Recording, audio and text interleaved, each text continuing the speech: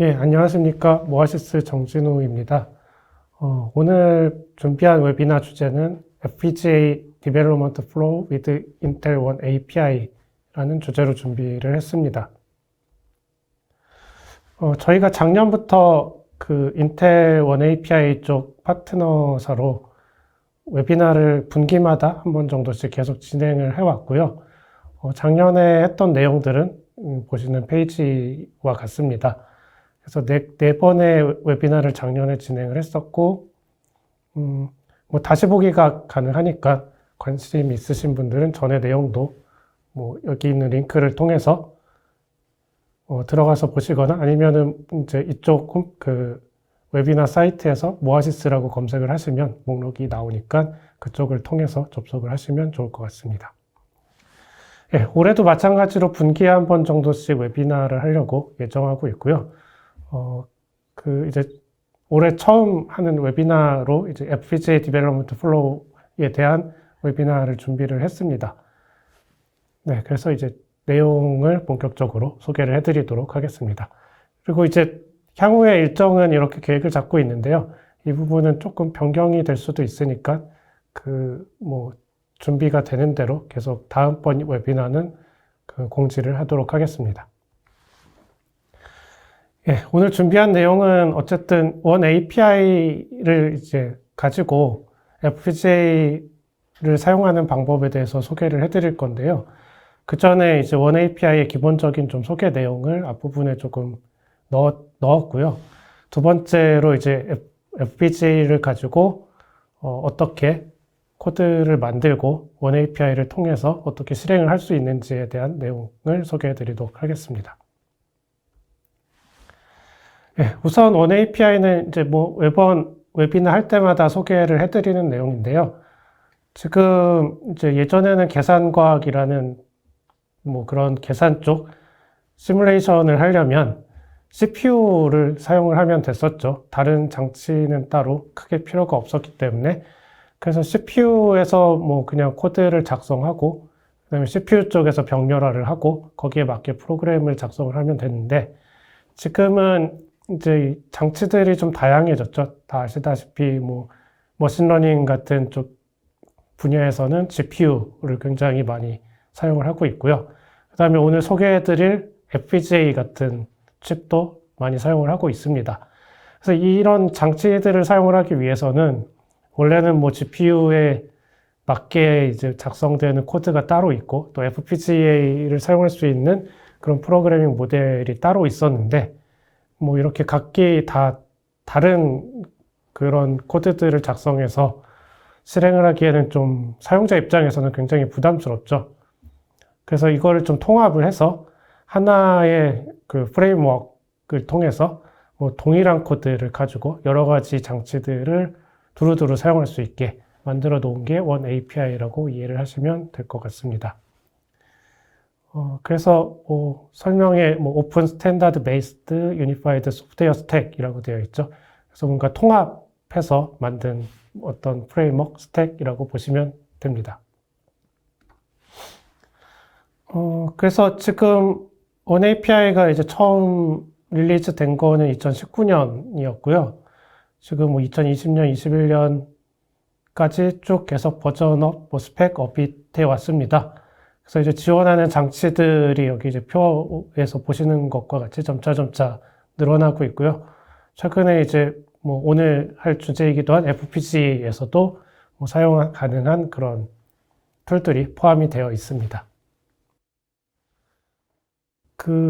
그리고 일단 기본적으로 원 API의 이제 베이스가 되는 언어가 DPC++라고 하는 언어이긴 한데 이제 기존 그 CPU에서 뭔가 병렬화를 했던 유저 같은 경우는 그게 좀 익숙하지가 않죠. C++ 기반이기도 하고 오픈CL이라고 하는 그런 이제 랭귀지를 기반으로 하고 있기 때문에 조금 약간 진입 장벽 같은 게 있기 때문에 기존에 이제 사용하던 오픈MP 방식이 있잖아요. 그 CPU 쪽에서 오프로드를 통해서 병렬화를 실행할 수 있었던 주로 이제 SMP 머신에서 사용하는 그런 방법인 그 오픈MP 방법이 있는데 그거를 뭐 다양한 이제 그 오픈MP 4.0에서는 타겟이라는 그런 GC어를 사용할 수가 있어서 뭐 다양한 디바이스에 이렇게 적용을 해볼 수가 있습니다. 그래서 이제 이거는 컴파일러에서 그렇게 지원을 해줘야 되는데 이제 원 API에 포함된 인텔 컴파일러 같은 경우에는 이 부분도 뭐 통합해서 여러 장치들을 지원을 하고 있어서 뭐 이런 오픈MP를 활용을 해서도 GPU라든가 뭐 그런 기타 장치에서 병렬 작업을 실행을 시킬 수가 있습니다. 예, 그리고 이제 뭐 올해 하반기 정도에 좀 발표를 하려고 준비 중인 내용인데요. 이제 렌더링 관련된 툴킷도 원 API에 포함이 돼 있어요. 그래서 뭐 아직 이제 준비 중인 내용이기 때문에 간략하게만 소개를 해드리면, 뭐 레이 트레이싱이라든가 뭐 렌더링 API, 뭐 여기 이제 뭐 표에 보시는 이런 다양한 기능들을 구현할 수 있는 그런 툴킷들을 원 API 하나를 설치를 하면 그 툴킷으로 여러 가지를 활용을 할 수 있으니까 뭐 이 부분은 올해 내에 다시 한번 소개를 해드리도록 하겠습니다. 예, 그러면 이제 FPGA에 대해서 좀 말씀을 드리도록 할게요. FPGA는 기본적으로 필드 프로그래머블 게이트 어레이라는 이제 그 단어 조합의 약자이고요. 구성은 이제 그림과 같이 뭐 말 그대로 게이트 어레이로 구성이 되어 있습니다. 게이트라는 거는 보통 반도체에서 뭐 그런 트랜지스터 같은 역할을 하는 것들을 게이트라고 부르죠. 그걸 이제 어레이 형태로 그냥 만들어 놓은 장치라고 보시면 되는데, 중요한 거는 이제 프로그램이 가능하다는 거죠. 기존에 이제 다른 CPU나 GPU 뭐 이런 반도체들은 한번 이제 그 제조사에서 만들어 놓으면 사용자가 그런 뭐 게이트에 관련된 어떤 스위치 구성, 루팅 같은 것들을 변경을 할 수가 없었죠. 이제 주어진 대로 거기에 맞게 프로그래밍 소프트웨어를 작성을 해서 실행을 시키는 구조였는데, FPGA 같은 경우는 그 이제 여기 그림을 보시면은 뭐 DSP 블락이라는 게 있고 램 블락이라는 게 있고 ALM이라는 이제 이런 블락으로 구성이 돼 있어서 스위치 같은 부분을 프로그램으로 변경을 할 수가 있습니다. 이게 이제 비트 스트림이라고 하는 건데 이제 뒤에 좀 다시 소개를 해드리고요. 어찌됐건 이제 좀 로레벨로 이렇게 그 구성을 그 사용자가 자기 프로그램에 맞게 좀 재구성을 해서 만들어낼 수가 있다라는 거죠. 그래서 보시면은 이제 뭐 ALM 같은 경우는 뭐 그 룩업 테이블이라고는 LUT와 레지스터 뭐 이런 것들로 구성이 되어 있고요. 레지스터는 뭐 인풋 아웃풋을 클락으로 뭐 이렇게 컨트롤하는 구조로 되어 있고, 이제 DSP가 연산을 하는 부분이 되겠죠. DSP는 뭐 A 플러스 B 곱하기 C와 같은 연산을 처리할 수 있는 그런 구성이 되겠습니다. 그래서 이런 조합들로 구성이 되어 있고요. 그냥 처음에는 좀 백지 상태라고 보시면 돼요. 그래서 내가 이런 소자들을 잘 활용을 할 수 있게 내가 프로그램을 만들어서 실제로 하드웨어를 그렇게 작성을 하실 수가 있습니다.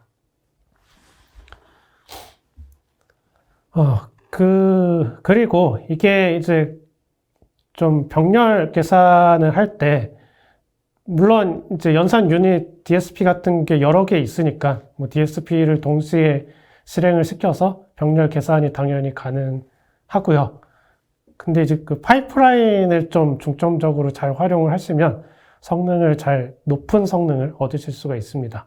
그래서 왼쪽 같은 경우는 뭐 A, B 두 가지 뭐 어떤 연산이 있다고 생각을 했을 때 레지스터에서 데이터를 받아와서 뭐 A 계산이 뭐 5나노세크가 걸리고 B가 15나노세크가 걸리는 계산이라고 했을 때 A처럼 그냥 뭐 A, B 이렇게 순차적으로 처리를 할 수도 있는데, 이거를 이제 파이프라인으로 구성을 하면 이제 뭐 데이터를 A에 넣고 A를 계산하는 동안 또 뭐 데이터를 B에 넣고 B에 관한 데이터를 넣고 뭐 이렇게 파이프라인으로 좀 동시에 계산을 처리를 할 수가 있습니다.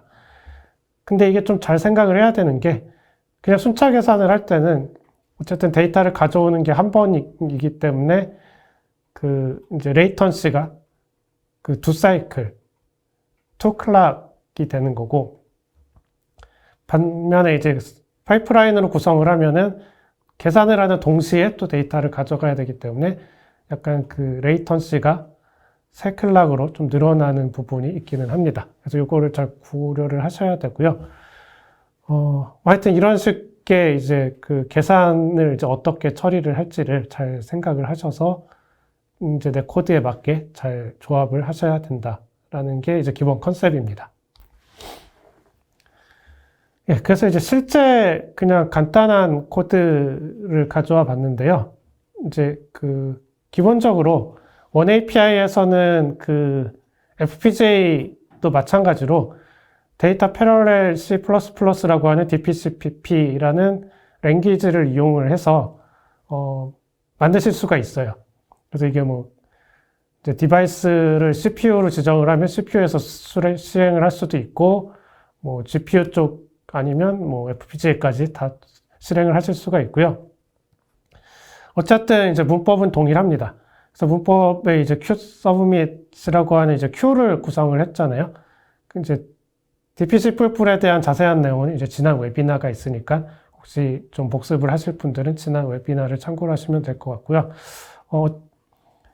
이 이제 포로프를 병렬화를 하는 부분인데, 예전에 그 CPU나 GPU에서 병렬할 때는 이제 ND 레인지 커널이라고 하는 걸로 구성을 했었어요. 그래서 약간 오픈MP랑 비슷하게 이제 스레드를 발생을 해서 이제 그 스레드들이 각각 이제 병렬 계산을 수행하도록 그렇게 하는 방법이 있는데, 물론 FPGA에서도 그런 방법이 가능하긴 해요. 근데 이제 파이프라인을 좀 많이 활용을 하면 그 이제 뒤에 어떤 이제 좀 유리한 부분이 있는데, 뒤에 이제 좀 왜 유리한지를 설명을 해드릴 거고요. 그래서 파이프라인을 좀 많이 활용을 하면 좋고요. 파이프라인을 활용을 하실 때는 NG 레인지가 아니라 여기 보시는 것처럼 싱글 태스크라는 문법으로 그냥 포로프를 실행을 하시면 돼요. 그럼 싱글 태스크니까 이게 그냥 순차 처리가 되는 것처럼 보이는데, 사실상 R은 A 플러스 B라는 식을 계산을 하는데, 여기 그 중간에 그림을 보시면은 그 플러스 연산을 계산하기 위해서는 데이터를 로드를 하고 그 다음에 플러스 연산 애드를 한 다음에 그 결과를 다시 이제 뭐 메모리 쪽에 가져다 놔야 되잖아요. 그게 스토어를 하시면 되는데, 그러니까 크게 보면 3단계라고 생각을 하실 수가 있죠. 그래서 로드, 애드, 스토어 세 가지의 단계를 거쳐서 저 R은 A 플러스 B라는 수식을 계산을 하게 되는데, 이게 그 루프를 돌아가면서 계속 여러 개를 계산을 하는 거잖아요. 그러면 이렇게 하나씩 계산을 하면 세 개의 단계에 걸리는 시간 곱하기 데이터 개수가 이제 원래 걸리는 계산 시간인데, 파이프라인 기법이라는 거는 이제 그림처럼 하나의 계산이 진행되는 동안 뭐 애드를 할 때는 그 로드를 하는 그 부분은 놀고 있으니까 그 로드가 이제 다른 데이터를 또 로드를 하게 되는 거죠. 이런 식으로 이제 겹쳐가지고 계산을 하면 그 결과적으로 동시에 세 개의 계산이 되게 되는 거죠. 여기 그림상. 그래서 이렇게 쭉 계산을 하면 원래 성능보다는 한 3배 가까이 빨라지는 그런 이제 성능 향상이 일어나게 됩니다. 그래서 FPGA에서는 이제 DPC 뿔뿔로 이런 식으로 코드를 만들게 되면 그 왼쪽에 보이는 그림처럼 원래는 이제 로드를 해서 계산하고 스토어하는 이런 그 알고리즘인데, 그거를 이제 컴파일러가 옵티마이즈를 해줍니다. 그래서 이제 스토어가 애드가 되는 동시에 다시 스토어를 해주고 그 연속적으로. 그리고 이제 특히 이제 그 오른쪽 그림에 그 위에 이제 코드를 보시면은 CI는 CI-1 플러스 BI이기 때문에 그 디펜던시가 있잖아요. CI-2를 계산하기 위해서는 그 전의 값이 필요하고, 또 CI를 계산할 때는 CI-1 값이 필요하고, 이런 게 원래는 병렬화가 안 되는 거잖아요. 그래서 엔드레인지 같은 커널을 쓰면 얘는 병렬화가 안 되는데, 이제 이런 파이프라인 기법을 쓰면 얘가 그 컴파일러가 알아서 그 최적화를 해서 좀 빠르게 계산을 도와주게 됩니다.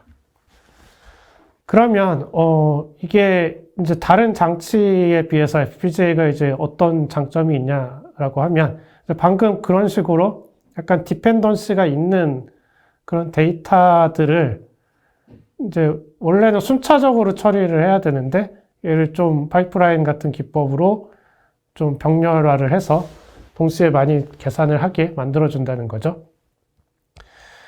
그래서 이제 이제 CPU의 장점이 있고, 뭐 GPU의 장점이 있고, FPGA의 장점이 있는데, 각각 좀 영역이 다르기는 합니다. 뭐 직접 비교를 하기는 어려운 부분이죠. 그래서 뭐 CPU는 뭐 다양한 복잡한 로직을 계산할 때 유리한 뭐 그런 디바이스고요. 근데 GPU는 요새 머신러닝 쪽에서 많이 사용을 하는 칩이죠. 그래서 뭐 그 GPU는 그 코어 수가 많기 때문에 머신러닝에서는 단순 계산을 굉장히 많이 한꺼번에 해야 유리하잖아요. 그래서 그런 단선 연산을 모아가지고 계산을 하는데 굉장히 유리한 게 이제 GPU라고 보시면 되는데, 이게 약간 불리할 때가 있어요. 어떤 경우냐면은, 이제 셀프 드라이빙 있잖아요. 그러니까 오토머스 드라이빙, 그러니까 자율주행이죠. 자율주행 같은 시스템을 만들려면은 과거 데이터를 트레이닝을 시킨 다음에 그 다음에 그 트레이닝 데이터를 가지고 레이어를 이제 최적화를 하고 그 최적화된 레이어를 가지고 이제 실제 자동차가 이제 실제 돌아다닐 때 수집하는 데이터를 실시간으로 처리를 해서 이 자동차가 뭐 서야 될지 아니면 오른쪽으로 가야 될지 왼쪽으로 가야 될지 이런 것들을 결정을 해줘야 되잖아요. 그래서 이제 그 부분이 인퍼런스가 되는데, 그러니까 추론이 되겠죠. 추론 부분. 그 추론 부분을 계산을 할 때는 데이터가 실시간으로 들어오는 거잖아요. 그러니까 순차적으로 시그널이 들어오는 상황이에요. 그래서 이제 트레이닝을 할 때랑은 조금 달라요. 그래서 왼쪽에 이제 GPU 그림을 보시면 트레이닝을 할 때는 이미 데이터가 다 쌓여 있는 상황이잖아요. 그 쌓여 있는 데이터를 배치로, 그러니까 묶음이라고 보시면 돼요, 배치는. 묶음으로 구성을 해서, 그거를 이제 GPU에다가 왕창 때려 넣고 계산을 하면은, 굉장히 하이어 스루풋의 성능을 얻을 수가 있는데, 그래서 저기 뭐 밑에 적어놓은 글을 보면, 라지 배치 사이즈가 하이어 스루풋이라고 돼 있잖아요. 그래서 GPU에서는 무조건 많은 데이터를 한꺼번에 이렇게 때려 넣어줘야지만 좋은 성능이 나오게 됩니다. 근데 이게 그래서 트레이닝 할 때는 GPU가 굉장히 좋아요. 많은 데이터들을 쭉 처리를 할 때는. 근데 이제 실제로 자동차가 이제 돌아다니면서 그 자동차의 뭐 어떤 속도나 방향을 결정을 할 때는 실시간으로 들어오는 데이터를 가지고 추론을 해야 되기 때문에 이게 배치로 모아가지고 GPU 쪽에서 연산을 해주려면은 저기 뭐 인풋 1, 2, 3, 4가 각각 시차를 두고 들어오잖아요. 시차를 갖고 들어온 애들을 이제 한번 싱크로나이즈를 해준 다음에 묶어가지고 GPU에 넣어줘서 계산을 하는 식으로 계산이 되게 됩니다. 뭐 어쩔 수 없으니까 뭐 이렇게 계산을 하는데 FPGA 같은 경우는 이렇게 순차로 들어오는 것들을 앞에 이제 파이프라인 같은 기법을 통해 가지고 배치로 묶어서 계산을 하는 게 아니라 그러니까 배치가 필요 없는 거죠. 그때그때 막 하나씩 처리를 할 수 있도록 이 FPGA 회로를 구성을 해 놓을 수가 있어요. 그러면은 레이턴시가 GPU 쪽보다는 훨씬 줄어들게 되죠. 전체적인 계산 시간이. 그래서 이게 물론 FPGA가 당연히 GPU보다는 뭐 연산 성능으로 봤을 때는 비싸겠죠. 얘는 이제 프로그램이 가능한 칩이니까. 그래서 이제 보통 트레이닝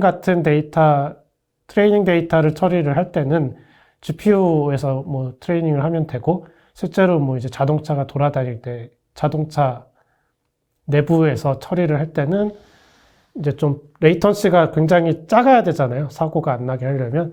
그래서 이런 FPGA가 그쪽에서는 장점이 있을 수 있다라고 보시면 될 것 같습니다. 그럼 이제 FPGA는 어떤 식으로 뭐 구동이 되느냐? 그 이제 왼쪽에 있는 것, 뭐 다른 사실 GPU랑 거의 비슷한 구조예요. 그래서 FPGA도 마찬가지로 카드 타입으로 돼 있고요. 그 CPU가 있어야 돼요. 그 호스트 장치가 있어야 되고, FPGA는 이제 디바이스 장치로 동작을 하면 돼요. 그게 이제 뭐 오픈CL이든 DPC 풀풀이든 코드가 이제 다 그런 식으로 구성이 되잖아요. 마찬가지로 이제 동일하게 그렇게 구동이 되는 방식이고요. 그래서 이제 CPU 쪽에서 뭐 FPGA 쪽에 그 뭐 오프로드 방식 같이 계산할 부분을 이제 넘겨주게 되고요. 그래서 FPGA에서 그 계산을 수행을 해주고, 그 다음에 데이터가 마찬가지로 왔다 갔다 해야 되겠죠. FPGA 안에 있는 그 D램이 따로 있거든요, 또. 그래서 FPGA D램과 뭐 호스트 쪽 D램 사이에 그 데이터가 전송이 가능해야 될 거고, 그거는 GPU와 마찬가지로 PCI 익스프레스란 그 프로토콜을 통해 가지고 데이터를 주고 받을 수가 있습니다. 그 내부에는 이제 D램이 있고요. 그 안에는 그 뭐 GPU로 치면은 약간 로컬 메모리 같은, 약간 쿠다냐 오픈CL이냐에 따라 뭐 용어가 좀 다르긴 한데, 그 안에 있는 그 약간 캐시 메모리 비슷한 그런 이제 좀 빠른 성능의 메모리인 로컬 메모리가 FPGA에도 마찬가지로 저렇게 들어 있습니다. FPGA가 만능은 아니죠, 당연히. 이게 좀 고가이기도 하고, 그 이제 GPU가 유리한 이제 분야가 있을 거고, 당연히 CPU가 유리한 분야가 있을 거고요. FPGA는 어쨌든 내 프로그램에 맞게 하드웨어 자체를 좀 최적화를 할 수 있다 보니까 레이턴시를 상당히 굉장히 많이 줄일 수가 있고, 그래서 뭐 실시간 그런 데이터 처리라든가 뭐 자율주행, 방금 소개해드렸던 자율주행 이런 쪽에서 활용도가 높다라고 보시면 돼요.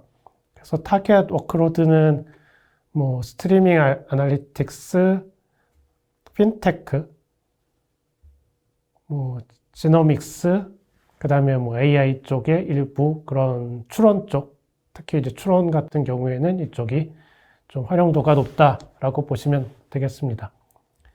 그리고 지금 인텔에서 개발된 그 장치들인데요. 뭐 맥스 5, 10부터 뭐 스트라틱스 10까지 이렇게 쭉 나와 있고요. 이게 이제 오른쪽으로 갈수록 퍼포먼스가 좋은 장치라고 보시면 돼요. 왼쪽은 약간 이제 저가형, 성능은 좀 떨어지지만 가격에서 유리한 거고, 오른쪽으로 갈수록 이제 퍼포먼스가 좋은 대신에 가격이 좀 비싼 하이엔드급이라고 보시면 됩니다. 그래서 이거는 이제 뭐 내가 이제 어떤 계산을 할 거냐, 어느 정도 성능이 필요하냐에 따라서 다양한 이런 장치 중에 선택을 하실 수가 있습니다. 자, 그러면 어쨌든 이제 그 FPGA를 이제 카드 타입으로 구매를 하셔서 뭐 워크스테이션이든 서버든 장착을 해서 사용을 하시면 되는데, 그 이제 카드를 사용을 하실 때 이제 뭐 예전 방식대로 뭐 VDL이라고 하는 그런 서킷 툴 같은 게 있잖아요. 고전적으로 이제 FPGA 프로그래밍을 하던 그런 툴들을 사용을 하셔도 되고요. 근데 그게 일반 약간 소프트웨어 쪽에서 접근을 하신 분들은 하드웨어를 솔직히 잘 모르잖아요. 서킷 같은 것들을. 뭐 저도 그쪽은 잘 모르기도 하고요. 그래서 그런 쪽으로 접근을 하면 이게 너무 로레벨이라서 프로그래밍 자체가 굉장히 좀 어려워요. 그래서 그 이제 대체 방안으로 오픈CL 기반의 DPC 풀풀을 가지고 프로그래밍을 하시면 조금 더 편하게 접근을 하실 수 있다라는 거고요. 결국은 이제 원API에 포함된 데이터 패러렐 C++를 사용을 하시라는 거죠. 뭐 이게 물론 기존에 이제 서킷 프로그래밍을 하실 분들은 하셔도 되고요. 근데 이제 새롭게 접근하시는 분들은 이게 조금 더 과거 뭐 CPU나 GPU 프로그래밍과 유사하게 구현을 할 수가 있기 때문에 이게 조금 더 편하게 접근할 수 있지 않을까 생각이 듭니다. 그래서 이제 그 랭귀지를 그래서 데이터 패럴의 C++를 사용을 하시면 되는데, 그 이제 컴파일 과정이 조금 이제 다른 장치 코드하고 좀 다릅니다. 그래서 그 부분을 좀 설명을 해드리면, 일단 FPGA는 그 프로그래밍이 가능한 하드웨어이긴 한데, 그 프로그래밍을 해서 그 하드웨어를 컴파일을 하려면 시간이 좀 오래 걸립니다. 걔가 이제 비트 스트림 컴파일이라고 하는데, 그게 이제 비트 단위로 그 게이트들을 그렇게 뭐 배치를 새로 해주는 거겠죠. 그러다 보니까 이제 그 카드 하나에 해당되는 이제 이미지를 가지고 실제로 그 카드의 이미지를 적용하는데 한 1시간에서 2시간 정도 걸린다라고 매뉴얼에 나와 있습니다. 그러다 보니까 이게 디버깅을 하던가 뭐 이제 코드 수정을 하려고 하면 한번 수정을 하면 1~2시간씩 계속 이미지 변환 컴파일이 소요가 되니까 그게 굉장히 불편하잖아요. 그래서 이제 OneAPI에서는 그 FPGA를 직접 컴파일하기 전 단계에 그 에뮬레이션을 해볼 수 있는 그 툴을 제공을 합니다. 그래서 실제 그 장치 컴파일을 하기 전에 에뮬레이터를 가지고 가상으로 이미지를 생성을 해볼 수가 있고요. 그게 이제 첫 단계가 되겠죠. 보통 코드를 만들어서 이제 FPGA에서 이게 잘 돌아갈까 이제 한번 돌려보는 거죠. 오류가 있는지 없는지. 코드를 만들면 물론 이제 성능도 중요하지만 성능보다 더 중요한 게 이제 결과가 제대로 나오느냐잖아요. 그래서 일단 결과가 제대로 나오는 코드인지 그런 검증을 하고 코드를 이제 수정하고 뭐 그런 작업을 하기 위해서는 에뮬레이터에서 그냥 이제 CPU에서 돌려주는 형식이에요. 그래서 실제로는 CPU에서 돌아가지만 이제 FPGA 장치에서 돌아가는 것처럼 구현을 해준 에뮬레이터라고 보시면 되고요. 그래서 여기서 이제 개발을 하시면 되겠죠. 근데 이렇게 개발을 하면 이제 문제가 그 성능 평가를 잘 할 수가 없어요. 그게 이제 실제 FPGA 장치에서 돌아갈 때랑 그 CPU에서 돌아가는 에뮬레이터에서 돌아갈 때랑 성능이 이제 다르게 나옵니다. 그 뭐 당연한 얘기겠죠. 에뮬레이터에서는 성능이 좀 다르겠죠. 그래서 이제 그 차이를 알아야 또 최적화를 할 수가 있잖아요. 그 결과가 제대로 나왔으면 이걸 어쨌든 내가 FPGA를 쓰는 것 자체가 고성능을 내기 위해서 쓰는 거니까 성능 최적화를 해야 되고 뭐 병렬화를 해야 되는 부분이 있겠죠. 그렇게 성능 최적화를 하기 위해서는 그 프로파일링이 필요하겠죠. 그 전체 내 코드에서 이제 바틀렉이 어딘지, 그 다음에 어떤 부분을 내가 수정을 하면 그 성능 개선이 될지 그런 것들을 좀 확인을 해야 코드를 최적화를 할 수가 있습니다. 그래서 그 단계가 여기 스테이지 2라고 보시면 돼요. 이 단계 사실 간단한데 어쨌든 그 레포트를 만들어주는 단계라고 보시면 돼요. 내가 이제 실제 FPGA 카드에서 돌릴 때처럼 돌리면 이제 어느 부분에서 바틀렉이 발생할지를 가상으로 약간 시뮬레이션을 해줍니다. 그것도 이제 OneAPI에서 제공을 해줘요. 그 컴파일러에서. 그러면 이제 레포트가 쭉 나와요. 이제 실제 레포트가 나오는 부분은 이제 잠시 후에 소개를 해드릴게요. 그래서 이제 그 레포트를 가지고 이제 코드를 실제 또 수정을 하는 거죠. 그래서 이제 좀 빠르게 퍼포먼스를 높이도록 코드를 수정을 해주고요. 그렇게 해서 이제 최적화가 다 완료가 됐으면 실제 FPGA에서 돌아가도록 그 바이너리를 만들어줘야 되는 거죠. 이제 그 과정이 그 비트스트림 컴파일레이션이라고 하는 스테이지 3에 해당이 됩니다. 이 부분이 이제 1시간에서 2시간 뭐 그 정도가 소요가 돼요. 그래서 그 스테이지 1하고 2 단계에서 충분히 이제 좋은 코드를 생성을 한 다음에 그 다음에 이제 최종적으로 그 3번으로 넘어가야 되겠죠. 효율적으로 작업을 하시려면. 그 다음에 이제 마지막 단계는 뭐 옵셔널인데요. 그 실제로 그 FPGA 카드에서 실행을 하면서 이제 조금 더 세밀하게 프로파일을 해보실 수가 있어요. 그 Vtune이라는 툴은 다 들어보셨죠? CPU나 GPU에서도 사용을 하잖아요. 그 프로파일 툴로. 그래서 이제 Vtune을 가지고 조금 더 런타임 레벨에서 상세하게 그 코드를 분석을 해보실 수가 있습니다. 예, 그래서 또 수정할 부분이 있다라고 하면 다시 1번으로 돌아가서 수정을 하시면 되겠습니다. 그래서 이제 크게 보면은 이제 마지막 Vtune을 제외하면 결국은 이 세 단계가 주요 핵심 단계라고 보시면 돼요. 그래서 에뮬레이션 단계가 있고, 그 다음에 레포트를 받아보는 단계가 있을 거고, 그 다음에 실제로 하드웨어에 컴파일을 해주는 부분이 있습니다. 그래서 단계 계속 이제 문제가 있을 때마다 뒤로 돌아가서 코드를 수정하고 또 진행하고 이런 식으로 계속 디벨로먼트 플로우를 따라가지고 코드를 개발을 하시면 되겠죠. 그래서 에뮬레이션을 할 때는 이제 몇 초 단위, 그래서 그냥 CPU 코드를 컴파일하는 정도 시간이면 충분해요. 그래서 에뮬레이션 할 때는 이제 몇 초 단위로 계속 돌릴 수가 있고요. 그 다음에 그 스태틱 리포트를 받아볼 때는 이게 분석할 때 시간이 조금 걸려요. 그래서 그렇다고 아주 오래 걸리는 건 아니고요. 보통 한 분 단위로 1, 2분 정도, 그러니까 5분 내외 정도 분 단위면은 웬만한 코드 정도는 이제 분석 레포트가 생성이 됩니다. 물론 코드가 복잡해지면 시간은 조금 더 걸리겠죠.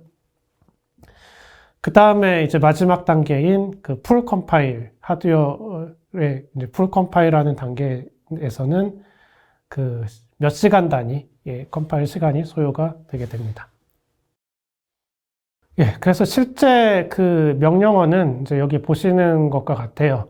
그래서 지금 이제 설명을 쭉 해드렸는데, 에뮬레이션을 해야 되고, 레포트를 봐야 되고, 그다음에 비트 스트림을 해야 되고, 그러니까 굉장히 복잡할 것처럼 느껴지는데, 실제로는 그냥 컴파일하는 거에서 크게 다르지가 않습니다. 그래서 그 DPCPP라고 하는 게 그 컴파일 명령이잖아요. 그 원API에 있는 데이터 패러렐 C++ 랭귀지를 가지고 코드를 작성을 하셨으면 그 코드는 이제 저 DPCPP라는 명령어로 컴파일을 하게 되는데요. 저거는 CPU 코드나 GPU 코드도 동일하죠. 근데 이제 몇 가지 옵션을 좀 넣어주면 돼요. 그래서 에뮬레이션을 하시려면은 이제 그 인텔 FPGA라는 옵션을 넣어주시고요. 이게 이제 FPGA에서 돌릴 코드라고 알려주는 거죠. 그 다음에 그 매크로 변수로 dFPGA 에뮬레이터라는 변수를 그 정의를 해줘요. 그러면 이거는 이제 사실 코드에서 구분을 해서 분기가 되는 건데요. 그 이제 뒤에 예제 코드를 보시면 어떻게 사용이 되는지를 아실 수가 있어요. 그 다음에 내가 작성한 코드 이름을 적어주시고 컴파일을 해주시면 돼요. 그러면 그 이제 실제로는 CPU에서 돌아가지만 FPGA에서 실행되는 것처럼 실행이 되는 그 코드가 그 실행 파일이 생성이 됩니다. 그 다음에 이제 레포트를 받는 부분은 그 Early Image라고 하는 옵션을 주시면은 그 레포트가 생성이 됩니다. 그래서 두 줄이 나와 있는데요. 그 두 줄의 차이는 그 윗줄에는 없는데 그 세 번째 줄, 그러니까 두 번째 줄에는 없는데 세 번째 줄에 XS 보드 equal 인텔 S10, SX 이렇게 써 있잖아요. 그 컴퓨터 안에 FPGA 한 장만 꽂혀 있을 수도 있는데 다양한 디바이스가 들어있을 수도 있잖아요. 그럴 경우에 내가 이제 어떤 디바이스에서 실행을 할 거다라고 이렇게 지정을 해줄 수가 있어요. 컴파일 단계에서. 그래서 예를 들면은 스트라틱스에서 실행할 거다, 아리아에서 실행할 거다 이런 식으로 지정을 이제 디바이스를 지정을 해주실 수가 있고요. 지정을 하지 않게 되면은 두 번째처럼 지정을 안 하면 이제 디폴트로 정해져 있는 디바이스가 있습니다. 그거는 이제 순서대로 0번, 1번 이렇게 번호가 매겨지게 되는데 보통 이제 첫 번째로 잡혀 있게 되는 그 디바이스에 그냥 알아서 그 디폴트 디바이스를 가지고 실행을 하는 바이너리가 생성이 됩니다. 어쨌든 두 번째, 세 번째는 그 레포트를 생성하는 그 컴파일 옵션이라고 보시면 되고요. 그래서 여기까지 이제 해서 코드 검증하고 뭐 최적화까지 끝났다라고 하면은 최종적으로 이제 하드웨어 이미지를 만들어서 그 카드에 적용을 시켜야 됩니다. 그 명령이 XS 하드웨어라는 옵션을 주시면은 실제로 이제 그 비트스트림 컴파일을 수행을 하게 됩니다. 네 번째, 다섯 번째 차이는 이제 마찬가지로 디바이스를 지정한 것과 디폴트 디바이스를 사용을 한 것의 차이라고 보시면 돼요. 그래서 옵션들에 대한 설명은 여기 이제 좀 몇 개 적어 놨고요. 뭐 자세한 옵션에 대한 레퍼런스는 당연히 그 인텔 원 API 매뉴얼을 참고를 하시면 자세한 그런 문서 설명이 나와 있습니다. 예, 그래서 그 원 API에 있는 이제 기본 템플릿 코드가 제공이 됩니다. 그래서 그 템플릿 코드를 이제 열어보시면 이제 상단에 여기 보시는 코드가 들어있는데요. 일단 데이터 패럴렐 C++이기 때문에 그 시클 기반이죠. 그래서 include 시클 헤더 파일을 include 하게 되고요. 그 다음에 저 FPGA extension이라고 하는 그 헤더 파일을 하나 더 include를 하셔야 됩니다. 저기는 FPGA에 관련된 뭐 그런 함수들이 정의가 되어 있어요.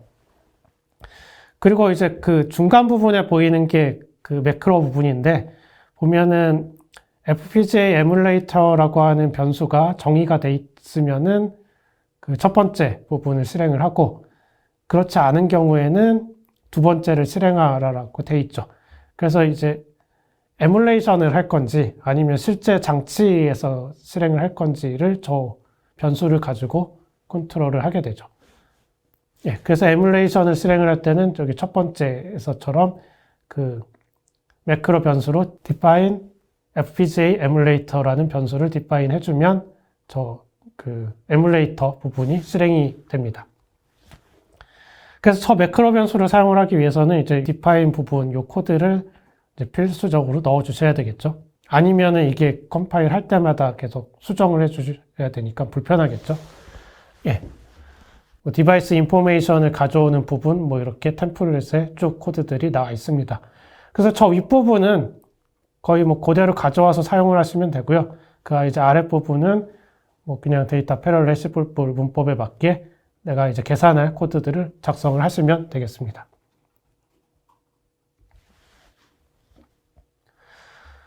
예, 그래서 그 이제 가장 간단한 벡터 애드 계산을 하는 코드를 가지고 FPGA 코드를 작성하는 예제를 한번 살펴보도록 할게요.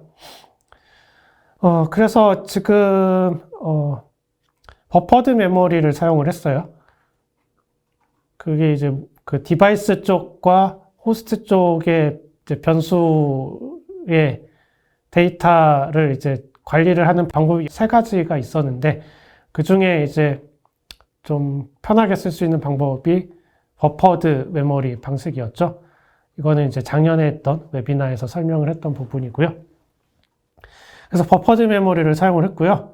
그러면 이제 얘가 그 뭐 억세서를 가지고 그 데이터에 접근할 수가 있고 실제로 이 데이터가 뭐 호스트에 있든 디바이스에 있든 프로그래머 입장에서는 뭐 신경을 안 써도 되는 부분이 되겠죠. 예. 어쨌든 그래서 R하고 A하고 B라는 벡터를 이렇게 버퍼로 선언을 해서 억세서로 접근을 했고 그 다음에 그 end range kernel 대신에 single task를 사용을 해가지고 요 부분을 이제 처리를 했어요. 그러면 얘가 그 여기에 맞게 FPGA의 그 비트들이 이제 구성이 돼서 이제 최종적으로는 만들어질 거예요. 그래서 이 부분이 이제 파이프라인으로 보통 처리가 될 거고요. 뭐 성능 향상이 되게 그냥 이제 시리얼 계산이 되는 게 아니라 그 파이프라인을 활용을 해가지고 병렬 계산이 되는 부분이다라고 생각을 하시면 됩니다. 그래서 실제 저 코드를 가지고 컴파일을 해보시면은 그 실제 코드가 생성이 됩니다. 에뮬레이션 부분하고 레포트 부분도 확인을 하실 수가 있고, 최종적으로는 XS 하드웨어 옵션을 주시면은 이제 실제 이미지가 만들어지게 되는 거죠. 근데 실제 이렇게 이미지를 만들었어요. 근데 돌리다 보니까 코드를 수정할 부분이 생길 수가 있죠. 아니면은 뭐 기능을 추가한다든가 아니면 계산식을 변경을 한다든가, 그런 경우에 물론 코드가 전체적으로 바뀐 경우에는 재컴파일을 해야 되지만 그게 이제 한두 시간 걸린다라고 말씀드렸잖아요. 근데 이제 호스트 쪽 코드만 변경이 될 때가 있을 수 있겠죠. 그러니까 디바이스 여기 보면은 결국은 이제 위쪽에 상단 부분은 호스트에서 동작하는 코드일 거고, 그 다음에 이제 뭐 버퍼를 만들고 서브밋하고 하고 액세서를 가지고 접근하는 저 부분은 디바이스 쪽에서 처리하는 코드잖아요. 예. 그런 경우에 디바이스 코드를 바꿨으면 무조건 재컴파일을 해야 되지만, 호스트 쪽 코드만 변경이 된 경우에는 이제 디바이스를 다시 재컴파일을 할 필요는 없는 거잖아요. 이론적으로. 그래서 저 이제 reuse exe라는 저 옵션을 쓰실 수가 있어요. 그래서 reuse exe equal 하고 이제 내가 만들었던 저 바이너리 파일 이름을 써주시면 디바이스 쪽 이미지는 건들지 않고 호스트 쪽만 재컴파일을 수행을 해줍니다. 그러면 그 몇 분 내에 재컴파일이 되겠죠. 그래서 이 경우에는 이제 디바이스 코드가 변경이 안 된 경우에만 사용을 하실 수가 있고요. 디바이스 쪽 코드가 변경이 된 경우에는 뭐 어쩔 수 없이 fully 리컴파일을 하셔야 됩니다. 그때는 당연히 또 한두 시간이 걸리겠죠. 근데 이게 다 되는 게 아니고, 이제 약간 컴파일러는 좀 보수적으로 접근을 해요. 이제 코드가 수정이 됐으면 이제 저 옵션을 주더라도 이제 컴파일러가 판단을 했을 때 이거는 디바이스 이미지에 영향을 주겠다라고 판단을 하면 다시 하드웨어를 재컴파일 합니다.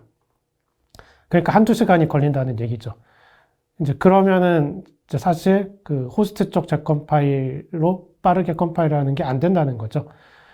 예, 그래서 내가 나는 호스트 쪽만 고쳤는데 왜 한두 시간이 걸리지? 라고 약간 의문이 들 수가 있어요. 그때는 이제 코드가 좀 복잡해서 컴파일러가 판단을 좀 미스를 했던가, 아니면은 나는 호스트 쪽만 고쳤다고 생각을 했지만 실제로 하드웨어 쪽까지 영향을 준 코드라고 생각을 하시면 됩니다.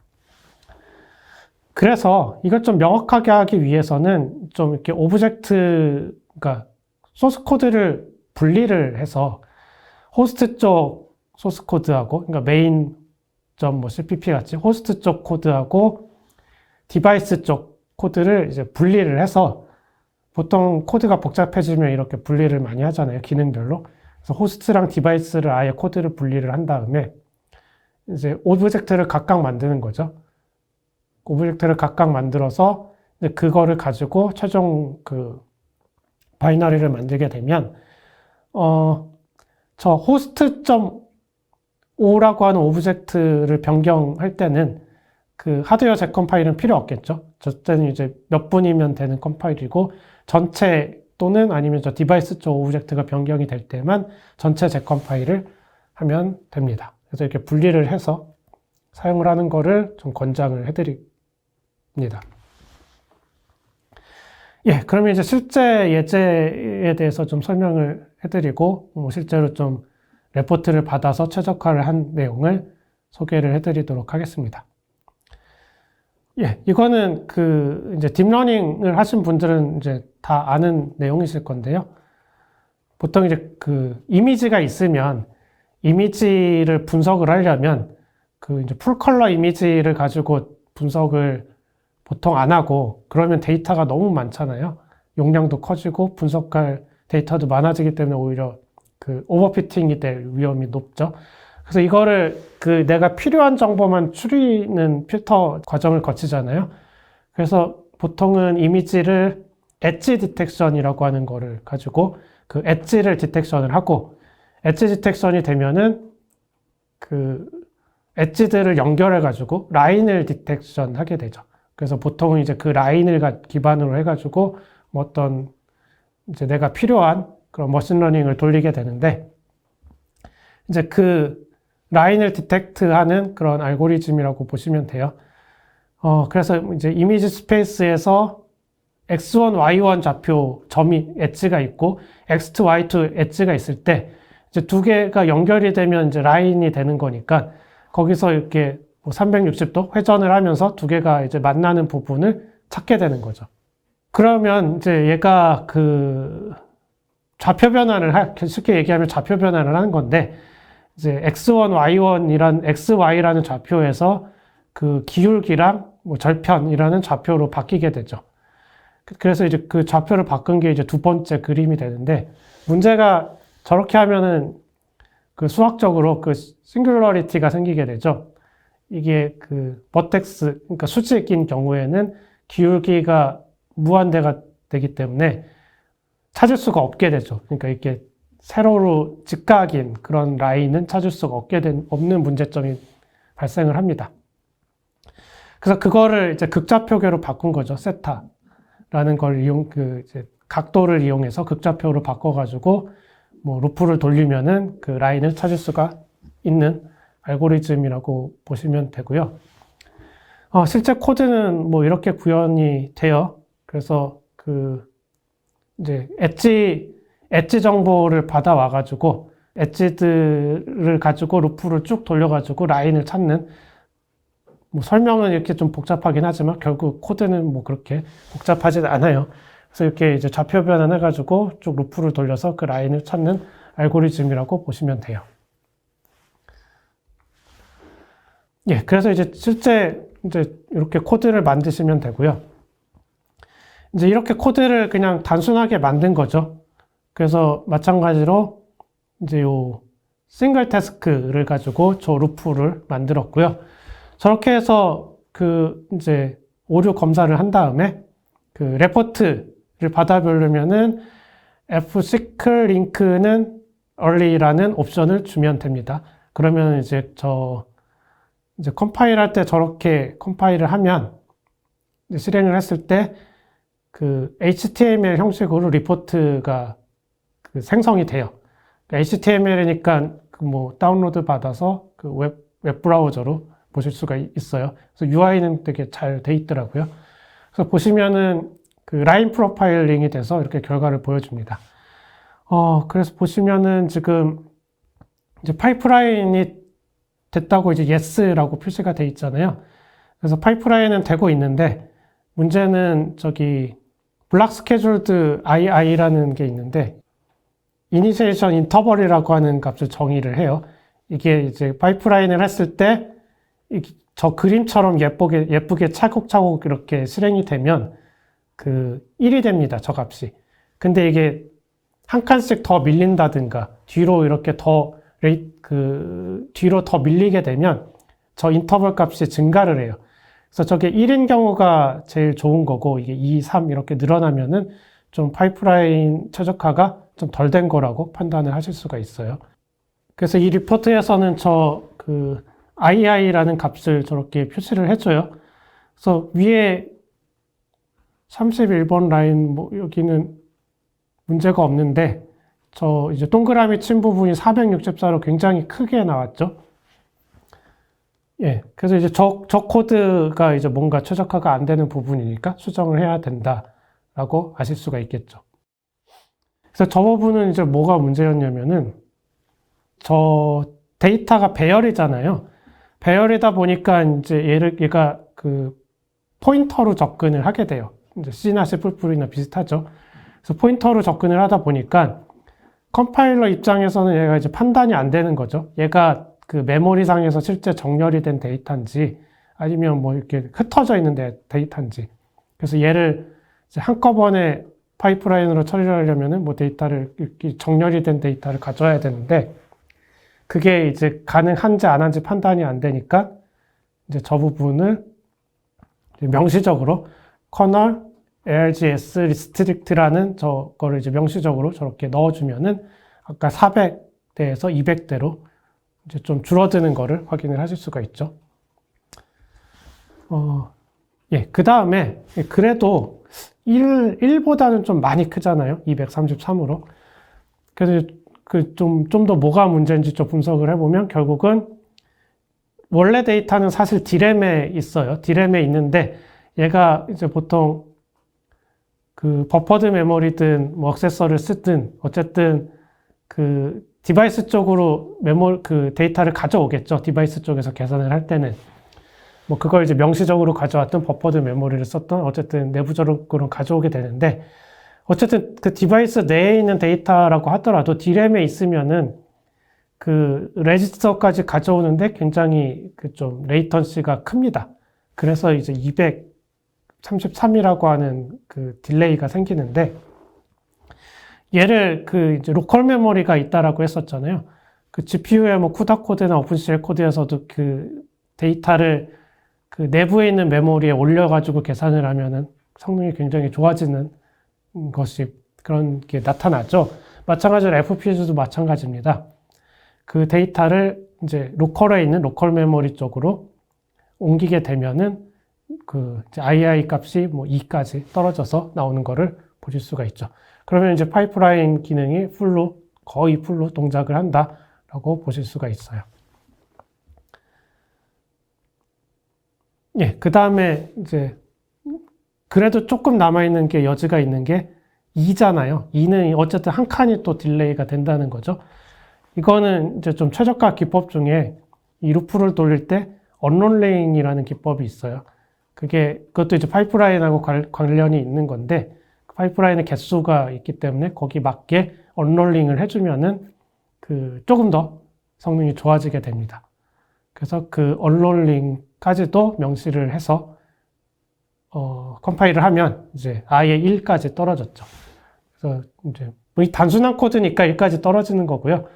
뭐 복잡한 알고리즘은 뭐 꼭 1까지 되진 않을 수도 있겠죠. 어쨌든 최대한 이렇게 II 값을 1로 맞춰주면은 최대 성능을 구할 수가 있다라고 보시면 되겠습니다.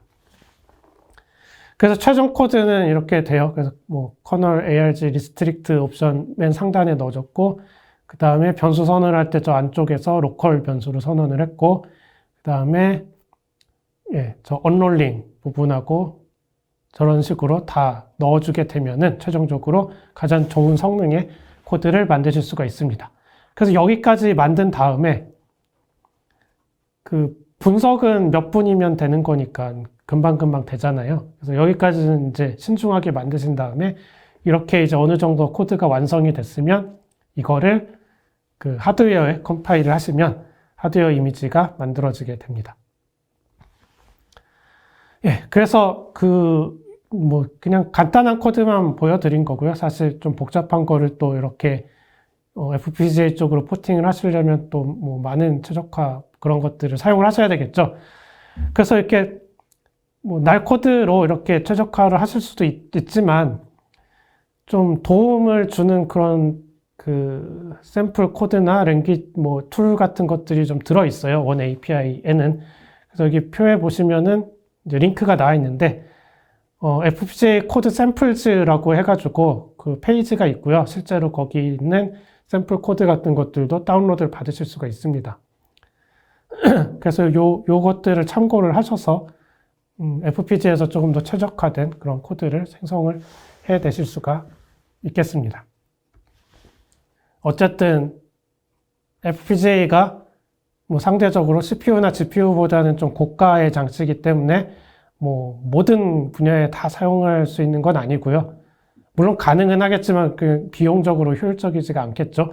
그래서 이 FPGA에 맞는 그런 분야에 잘 적용을 했을 때 굉장히 이제 좋은 퍼포먼스를 낼 수 있다라고 하는 거고요. 그래서 뭐 뉴럴 네트워크 딥러닝 쪽에서 RNN 같은 부분에서 실시간 데이터를 처리를 할 때 좀 그 레이턴시를 줄일 수 있으니까 이런 부분에 특히 추론 부분에서 굉장히 유리하게 동작을 할 수가 있고요. 그 다음에 이제 뭐 인텔 스트라틱스 같은 경우에는 뭐 저런 하이 밴드위스 메모리라든가 그런 것들이 들어있어서 굉장히 고성능을 가지고 있어서 뭐 하이 퍼포먼스를 구현을 할 때 굉장히 뭐 유리하게 쓰실 수 있다라는 겁니다. 그래서 이 데이터는 인텔 쪽 그 자료를 가져온 거고요. 제가 직접 만든 건 아니고 인텔 자료를 가지고 온 거고요. 뭐 엔비디아 쪽 GPU랑 비교를 했을 때 그 AI 쪽 추론 부분에서 제가 이제 유리하다고 설명드린 그 추론 부분에서 그 레이턴시가 이만큼 이제 작게 레이턴시는 작은 게 성능이 좋은 거잖아요. 그래서 뭐 P4라든가 V100에 비해서 이 정도로 레이턴시가 작다라는 거를 보여주는 그래프라고 보시면 됩니다. 예, 그래서 결론을 말씀드리면 이제 그 FPGA는 그 어쨌든 악셀레이터로서 CPU와 GPU에 비해서 유리한 그런 부분을 잘 활용을 하셔서 고성능을 내실 수가 있고요. 그 다음에 원API를 사용을 하셔서 파이프라인을 가지고 굉장히 고성능 유리한 효율적인 코드를 생성을 해낼 수가 있고, 특히 이제 뭐 RNN 같은 그런 추론 부분에서 높은 성능을 얻을 수가 있었습니다. 예, 그래서 이제 또 궁금한 점이나 그런 부분은 댓글로 지금 답변을 하는 걸로 알고 있고요. 또 추가로 뭐 문의사항 같은 경우는 이제 뭐 저희 모아시스에서는 뭐 이쪽 부분에 뭐 최적화나 병렬화 컨설트도 해드리고 여러 가지 사업을 하고 있기 때문에 저기 있는 메일 주소로 연락을 주시면은 저희가 뭐 도움을 드릴 수 있을 것 같습니다. 그래서 오늘 웨비나는 이제 여기서 마치도록 하고요. 또 이제 그 계속 분기마다 새로운 내용으로 준비해서 찾아뵙도록 하겠습니다. 예, 오랜 시간 들어주셔서 감사합니다.